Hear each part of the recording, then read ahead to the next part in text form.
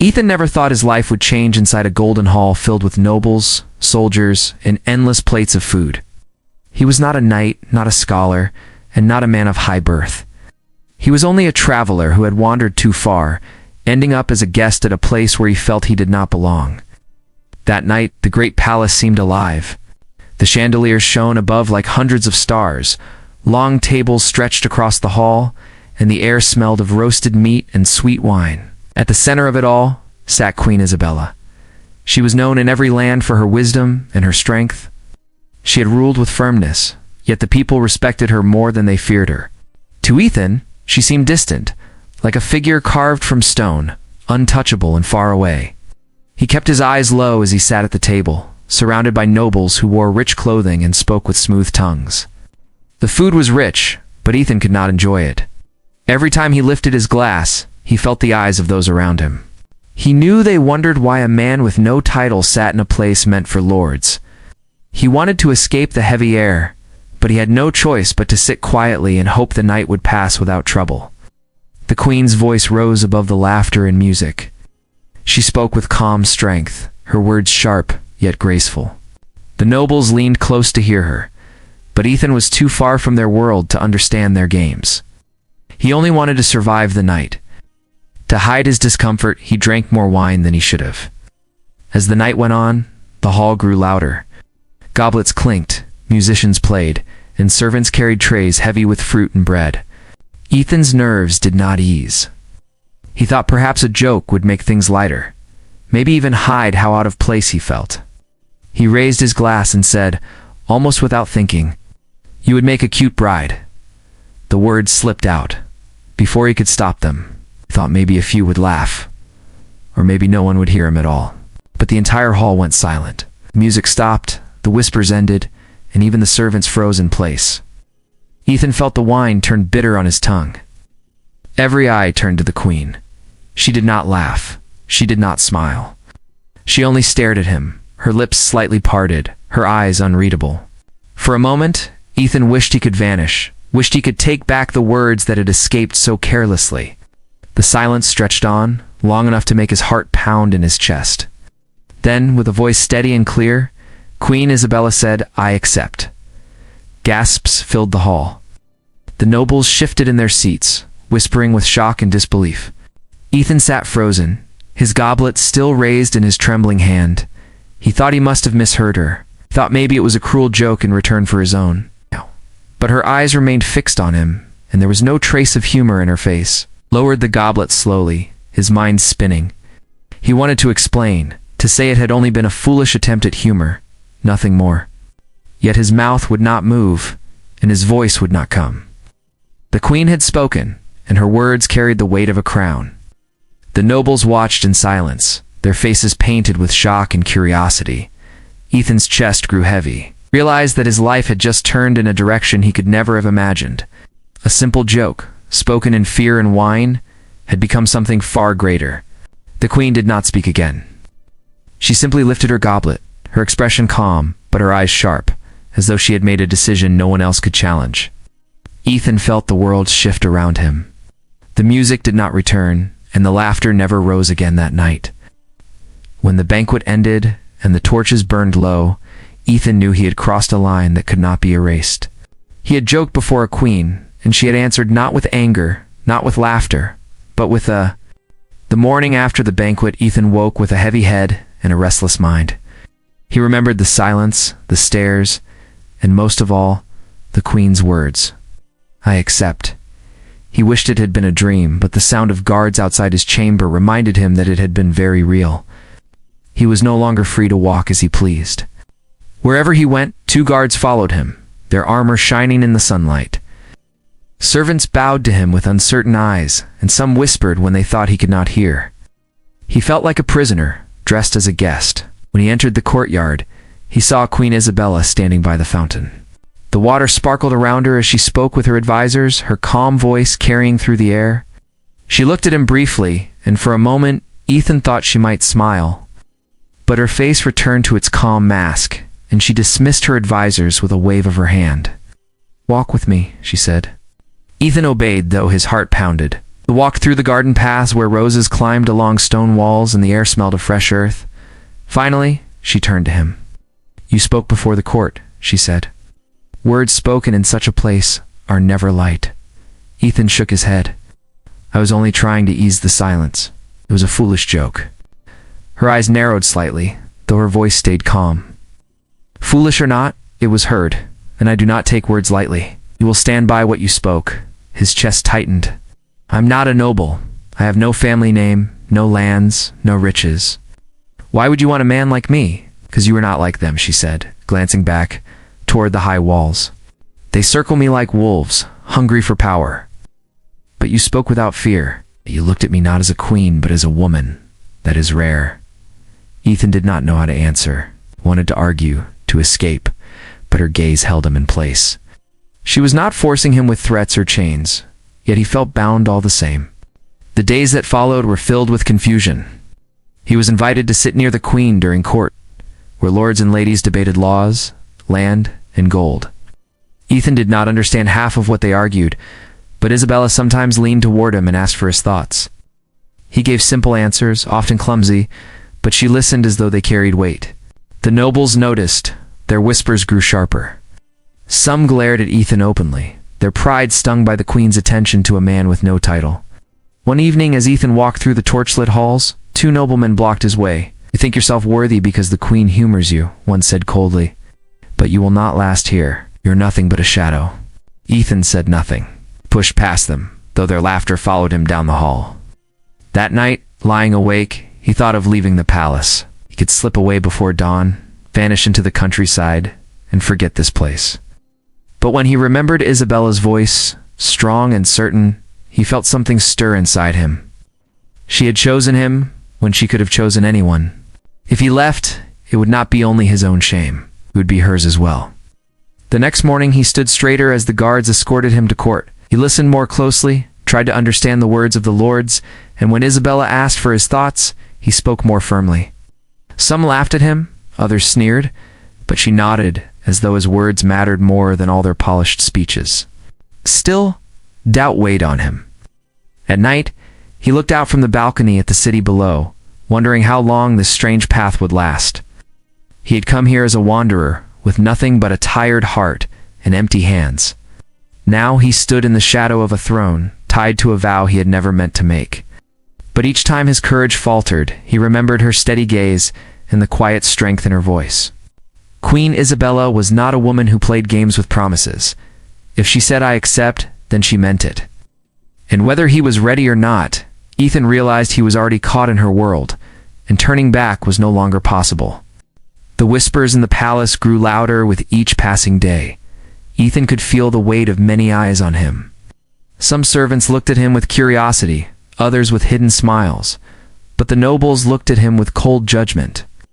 He was an outsider who had stumbled into a place he did not belong. Now, by a twist of words, he stood close to the throne itself. Queen Isabella did not change her mind. She continued to bring Ethan into the royal court, letting him stand beside her as matters of the realm were discussed. His presence unsettled the nobles, but she acted as though their disapproval meant nothing. Her calm strength gave him courage, though deep inside, doubt still gnawed at him. One afternoon, as the court gathered, a noble named Lord Everett stepped forward. He was tall, proud, and dressed in fine velvet. His voice carried across the chamber. "Your Majesty," he said, bowing, "it is unwise to grant such favor to a man with no title, no history, and no place among us. The crown should not be tied to a joke spoken in drunken jest." The word struck Ethan like a blow. He wanted to defend himself, but his voice froze in his throat. All eyes turned to Isabella. She rose from her throne with calm grace, her golden crown gleaming in the light.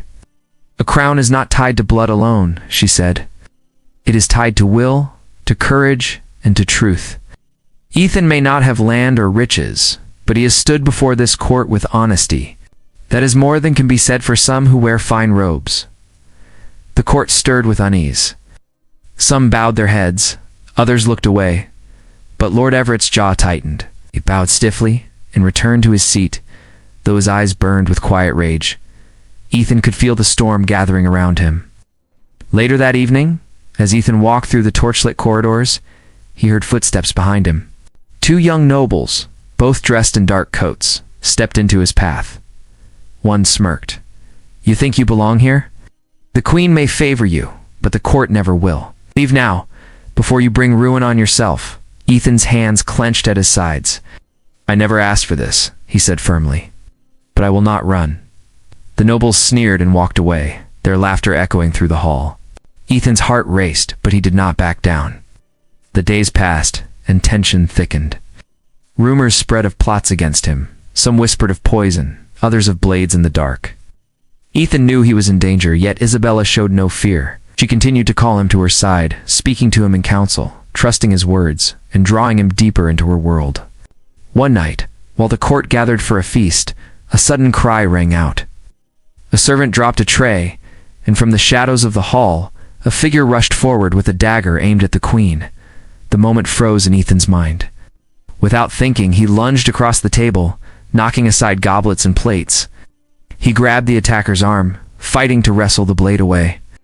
The struggle was fierce, but Ethan's grip held strong. Guards rushed forward and dragged the would-be assassin away. The hall erupted with shouts and confusion. Isabella stood still, her eyes fixed on Ethan. He was breathing hard, his hands trembling, but he had not let go. He had shielded her with his own body, risking his life without thought. When the noise settled, Isabella stepped close to him. Her voice was quiet, yet strong enough for him alone to hear. "You could have stayed back. You could have let the guards act. But you chose to stand in the way." Ethan met her gaze, his chest still heaving. "I could not watch you fall," he said simply. Something shifted in her eyes, something softer than he had ever seen before. For a moment, the queen did not look like a distant ruler. She looked like a woman who had found a bond stronger than she expected. That night, as Ethan lay awake, he realized the truth. He had come into this palace by accident, caught in a joke-turned-vow. But now, it was no longer just a mistake. His place beside Isabella was becoming something real. The danger around them was growing, but so was the bond between them. And though fear still lingered in his heart, he knew he could no longer turn away. The days after the attack changed everything inside the palace.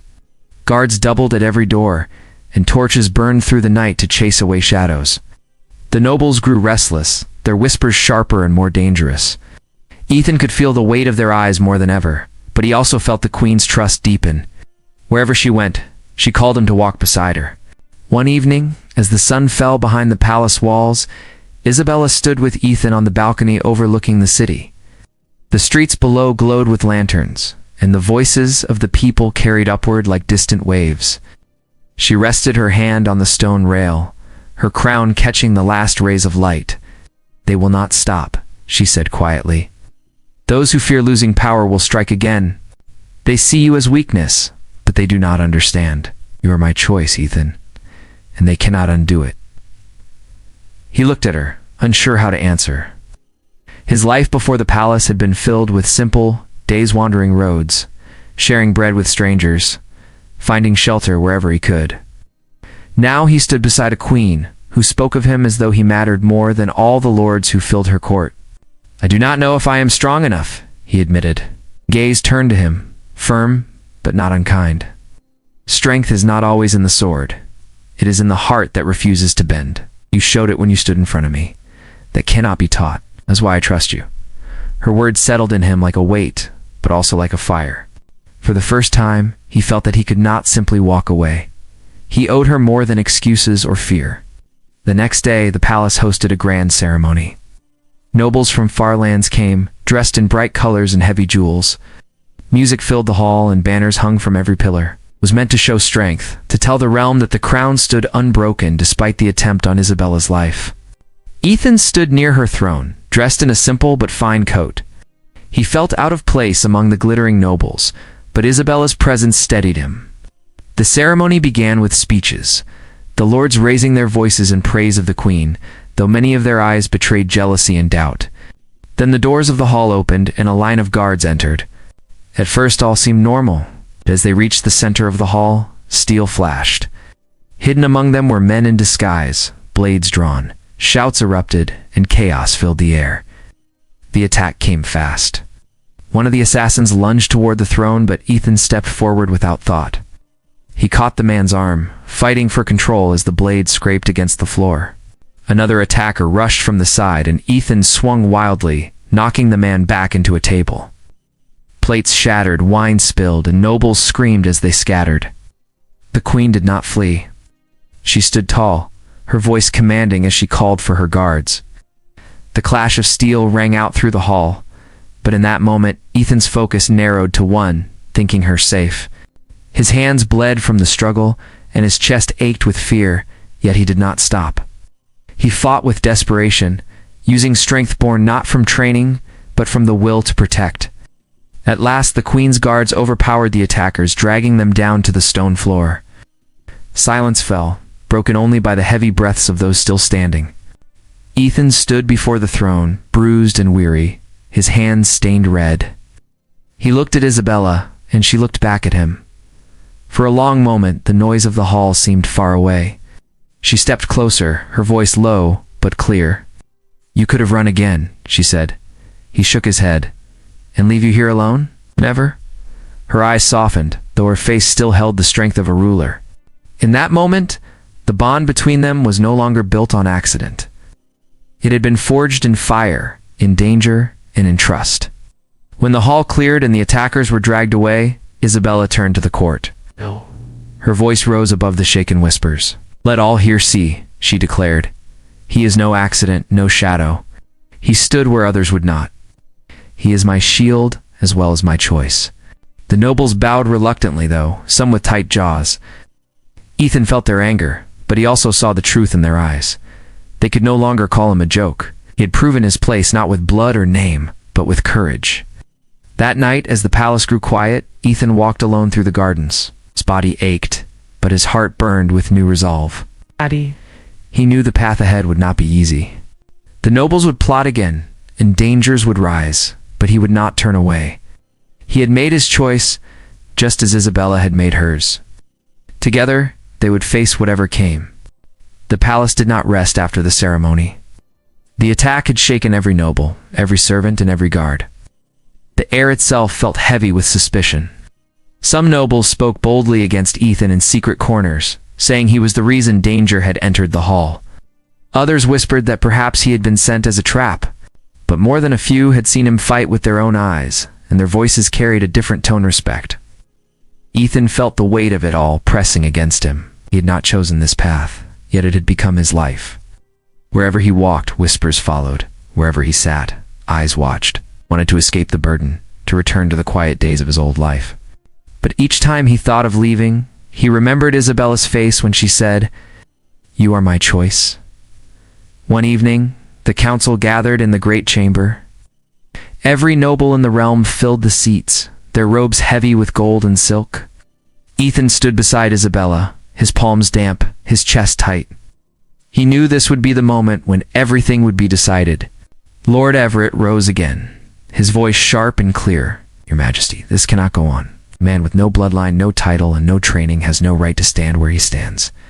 The court will not accept him, the people will not accept him. If you do not send him away, the throne itself may falter." Murmurs filled the hall, some agreeing, some silent. Ethan looked at Isabella, wondering what she would say. She rose from her throne, her crown gleaming in the torchlight.